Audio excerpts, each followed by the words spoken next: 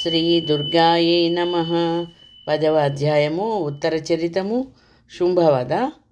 పసుపు ఎరుపు కలిగిన వర్ణముతో మేలిమి బంగారము వలె ప్రకాశించుచున్నదియును, సూర్యచంద్రాగ్నులనెడు 3 కన్నులతో శోభించున్నదియు, తన సుందరములైన హస్తములలో బాణములతో కూడిన ధనస్సును, అంకుశమును, పాశమును, శూలమును ధరించి ఉన్నదియును, చంద్రరేఖను మౌళియందు అలంకరించుకొన్నదియును అయిన శివశక్తియగు కామేశ్వరిని మనస్సునందు సేవించుచున్నాను. ఈ శ్లోకమునందు శివుని యొక్క స్త్రీమూర్తియగు కామేశ్వరి వర్ణింపబడుచున్నది. మేధాఋషి ఇట్లనెను: ప్రాణసమానుడైన సోదరుడగు నిశుంభుని అట్లే రాక్షస సైన్యమును చంపబడుటను గూర్చి శుంభుడు మిక్కిలి కోపించినవాడై ఇట్లనెను: ఇతర స్త్రీల సహకారముతో నీతురాలవై ఓ చండిక, గర్వమును చెందకుము. అభిమానవతివగు నీవు ఇతరుల శక్తులపై ఆధారపడి యుద్ధము చేయుచుంటివి కదా అని శుంభుడు అమ్మవారిని ఎగతాళి చేశాడు. ఓరీ దుర్మార్గుడా, ఇచట ఈ ప్రపంచమున నేనొక్కర్తెనే ఉన్నాను. నాకంటే భిన్నమైన వారు ఈ లోకములో వేరెవరూ కలరు. నా ఈ ఈశ్వరియే ఆ శక్తులన్నీయును నాలోనే లీనమగుటను చూడుము. ఆ సమయమున బ్రహ్మాణి మొదలగు దేవతలందరూ జగన్మాతయ్యకు చండికాదేవి శరీరమున లయమైపోయిరి. అప్పుడు చండికాదేవి ఒక్కతియే మిగిలిపోయెను. దేవి అంటూ మళ్ళీ ఒకసారి అమ్మవారు ఇట్లా అన్నారు: నేను ఏ విధముగా నా లీలలతో అనేక రూపములుగా నుంటినో అదే విధముగా ఆ రూపములన్నిటినీ ఉపసంహరించుకొని ఇప్పుడు ఒంటరిగానే ఈ యుద్ధమును నిలిచియుందును. నీవు సన్నద్ధుడవై స్థిరముగా ఉండుము. మేధాఋషి సురత మహారాజుతో ఇట్లనెను: ఆ సమయమున అమ్మవారికిని శుంభునకు మధ్య పరస్పర ఘోరమైన సంగ్రామము జరిగెను. దానిని దేవతలును రాక్షసులను ఉత్కంఠంతో చూచుండిరి. బాణ సంఘాతముల చేతను నిశితములను దారుణములైన ఆయుధముల చేతను సకల లోకములు భయపడినట్లుగా అమ్మవారికిని శుంభునకును మధ్య మరి ఒకసారి యుద్ధము జరిగింది. అంబికాదేవి రాక్షసరాజగు శుంభునిపై 100 కొలదిగా దివ్యమైన అస్త్రములు ప్రయోగించెను. అప్పుడు అతడు వాణ్ణి భగ్నపరచుటకు యోగ్యమైన బాణ సముదాయములతో వానిని అన్నిటినీ భంగపరిచెను. శుంభుడు ప్రయోగించిన దివ్యాస్త్రములను పరమేశ్వరి అమ్మవారు వివిధములుగా క్రోధావిష్ట శబ్దములను చేయుచు లీలగానే త్రించివేశెను. అటుపైన ఆ శుంభాసురుడు 100 కొలది బాణములతో అమ్మవారిని కప్పివేశెను. ఆమెయను దానికి మిక్కిలి కోపించి బాణములతో దాని ధనస్సును విరిచెను. తన ధనస్సు విరిగిపోవగానే వెంటనే దైత్యేంద్రుడగు శుంభుడు శక్త్యాయుధమును తీసుకొనెను. అంతలోనే అమ్మవారు చక్రమును ప్రయోగించి అతనిని చేతనున్న ఆయుధమును భిన్నముగా చేసెను. ఈ ఆయుధమును భిన్నమైన పిదప రాక్షస చక్రవర్తియకు శుంభుడు ఒక చేత ఖడ్గమును మరి ఒక చేత అసంఖ్యాకములైన చంద్రరేఖాకృతులతో కల్పించబడి సూర్యకిరణ ప్రతిఫలములతో ప్రకాశించుచున్న డాలును తీసుకొని అమ్మవారికి ఎదురుగా పరిగెత్తెను. శుంభాసురుడు ఖడ్గమును డాలును పట్టుకొని పరిగెత్తి అమ్మవారిపై ఖడ్గమును ప్రయోగించెను. అది వచ్చుచుండగానే దానిని మరియు దగదగ మెరియుచున్న డాలును కూడా ధనస్సుచే వదలబడిన తీక్షణమైన బాణములతో చండికా మాత ఛేదించి వేసెను.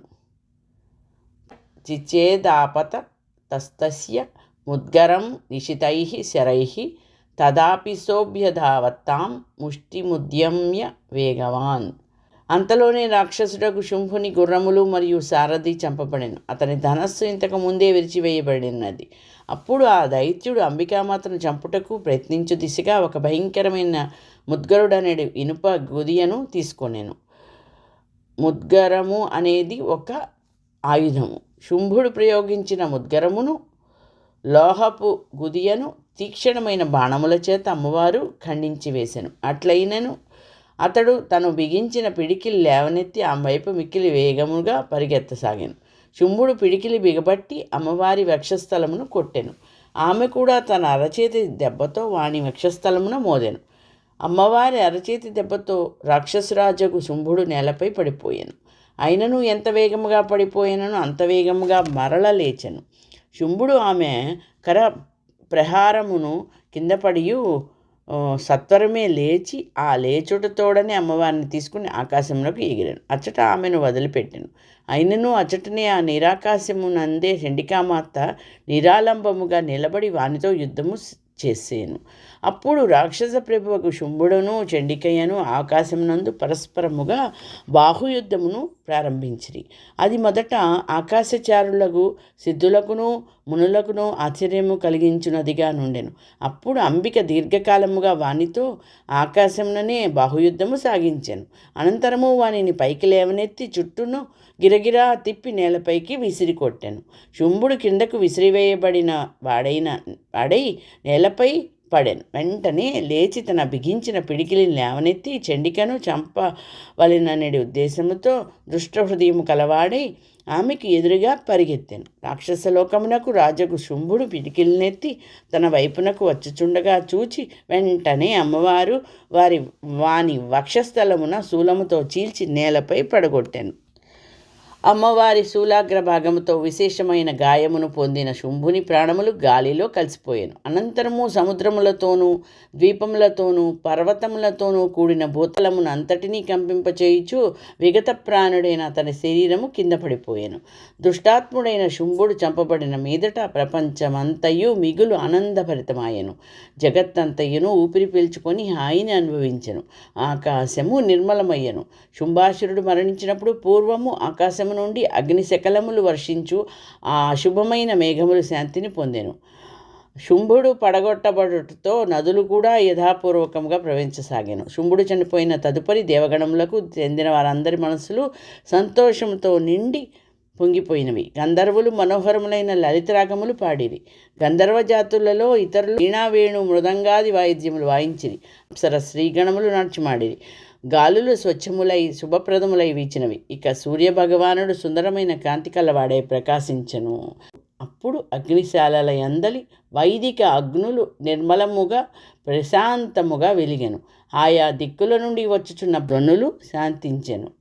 ఆవాదయం స్తదైవాన్యే నృతుశ్చప్సరో గణాః వపుః పుణ్యస్తథావాతాః సుప్రభో బుద్ధివాకరః జ్వజ్వలుశ్చాగ్నయః శాంతాః శాంతా దిగ్జని తస్వనాః. ఓం ఇతి శ్రీ మార్కండేయ పురాణే సవర్ణికే మన్వంతరే దేవీ మహాత్మ్యే దశమోధ్యాయः సంపూర్ణము. ఇది మార్కండేయ పురాణము సావర్ణిక మన్వంతరమందలి దేవీ మహత్యమునందు శుంభుని వధ అను పేరు గల 10వ అధ్యాయము మనము కథారూపంలో చెప్పుకున్నాము. ఓం తస్సత్. దుర్గతి నాశిని దుర్గమాత జయము జయము. రాక్షస వధలు సంపూర్ణమయ్యాయి. ఈ యొక్క దేవీ మహాత్మ్యము పురాణములో 10మోధ్యాయములో అంటే 10వ అధ్యాయములో రాక్షస వధలు ఇంతటితో సంపూర్ణమైనవి. స్వస్తి.